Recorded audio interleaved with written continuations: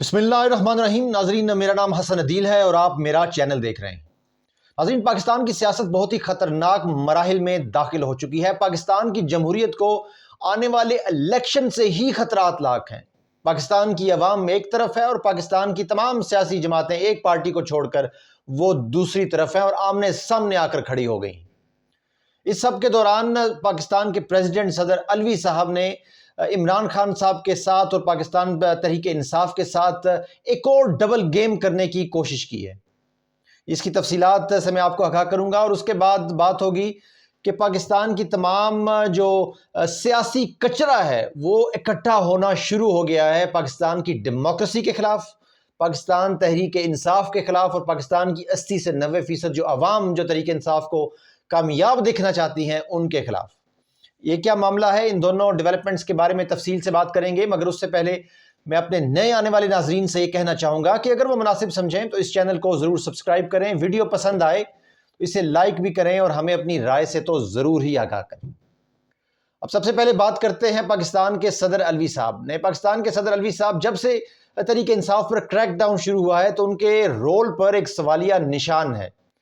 پاکستان تحریک انصاف کے کئی وفود نے ان سے ملاقاتیں کی، ان کو خط لکھے گئے، عمران خان نے اپنے پیغامات بھجوائے۔ جب عمران خان صاحب جیل میں گئے تب بھی گلے شکوے کیے، مگر پاکستان کے پریزیڈنٹ الوی صاحب جن کا تعلق پاکستان تحریک انصاف سے ہی ہے وہ ٹس سے مس نہ ہوئے اور اپنا جو ڈبل رول ہے، اپنا جو کمزور سٹانس ہے وہی رکھا۔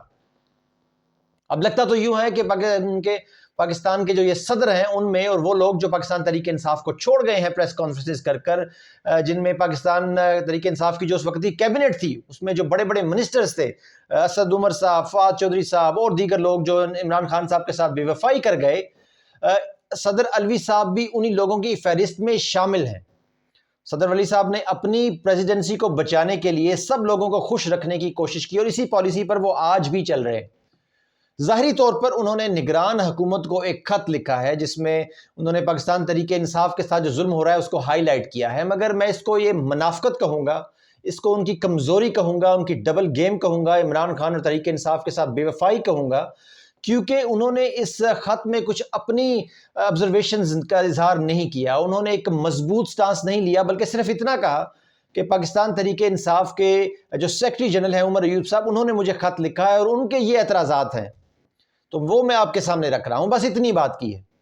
تو پاکستان کے جو صدر ہیں انہیں وہی اس ٹائم آئینی طور پر ان کو صدر رہنے کا پورا حق حاصل ہے، نگران حکومتوں کو آئینی طور پر اس ٹائم پاکستان میں ہونے کا کوئی اختیار حاصل نہیں، کیونکہ 90 دن سے زیادہ کی مدت پوری ہو گئی ہے۔ پنجاب کر لیں، کے پی کر لیں، نیشنل اسمبلی کر لیں، یہ سب غیر آئینی حکومتیں ہیں اور پاکستان کے آئینی نظام پر تباچا ہیں، مگر صدر الوی صاحب کو آئین اختیار دیتا ہے کہ وہ صدر رہیں جب تک کہ نئی حکومت نہیں آ جاتی اور نئے صدر منتخب نہیں ہو جاتے، مگر اس کے باوجود اپنے آئینی سٹرینتھ ہونے کے باوجود، آئینی بیکنگ ہونے کے باوجود، عوام کی بیکنگ ہونے کے باوجود وہ کوئی ایسا سخت قسم کا سٹانس نہیں لے پا رہے اور یہ خط بھی ان کی کمزوری ہی شو کرتا ہے۔ اب آگے آ جاتے ہیں، پاکستان کے جو سیاسی گند ہے وہ کیسے ایک پلیٹ فارم پر اکٹھا ہو رہا ہے پاکستان تحریک انصاف کے خلاف۔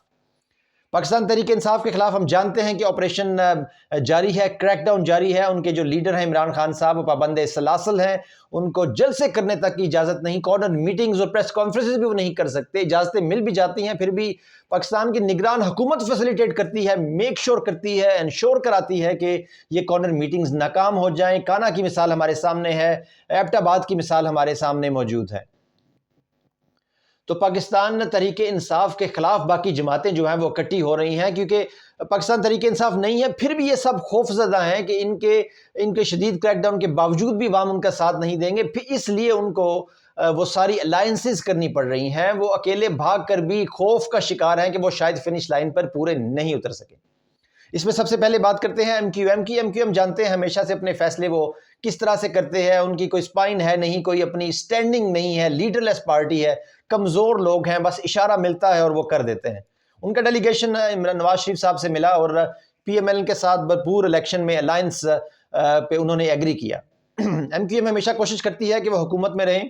اس دفعہ بھی شاید ان کو پیچھے سے کوئی آرڈر ملا یا ان کی یہ کمزوری سمجھیں کہ وہ اس طرف لگ گئے ہیں اور نواز شریف صاحب کے ساتھ الیکشن مل کر لڑنے پر راضی ہو گئے ہیں. خیر نواز شریف صاحب کی کراچی میں جہاں پر ایم کیو ایم کا ووٹ بینک ہے وہاں پر اپنا کچھ نہیں ہے، اور ایم کیو ایم کا پنجاب یا پاکستان کے دیگر علاقوں میں کچھ بھی نہیں ہے. تو یہ الائنس دونوں کو سوٹ کرتا ہے، کوئی ایک دوسرے کو کے لیے کمپلیکیشنز کریٹ نہیں کرتا. اس کے بعد بات کرتے ہیں بی اے پی کی، بلوچستان عوامی پارٹی، جس کا کاکڑ صاحب بھی ممبر ہیں. سب جانتے ہیں یہ پارٹی کیسے بنائی، اس پر بات کرنے کی ضرورت ہی نہیں ہے. اس کو میں پاکستان کی ڈیموکریسی کا حصہ ہی نہیں سمجھتا. اس پارٹی نے بھی نواز شریف صاحب کے ساتھ الحاق کرنے کا اور مسلم لیگ نون کے ساتھ مل کر الیکشن میں چلنے کا ارادہ کر لیا ہے، اور نواز شریف صاحب کا پروگرام بن رہا ہے کہ وہ کوئٹہ جائیں گے اور وہاں پر تقریباً 15 جو ایکس ایم این ایز ہیں اور اس پارٹی کے جو لیڈران ہیں وہ نواز شریف کے ساتھ شمولیت کا اظہار کریں گے، اور ان میں سے 8-10 لوگ تو ایم این ایز بن ہی جائیں گے، کیونکہ وہاں پر معاملات جس طرح چلتے ہیں یہ آپ سب کو پتہ ہے. اور آگے بات کرتے ہیں فضل الرحمان صاحب. فضل الرحمان صاحب تو پاکستان کی سیاست کی منافقت کے کنگ ہیں.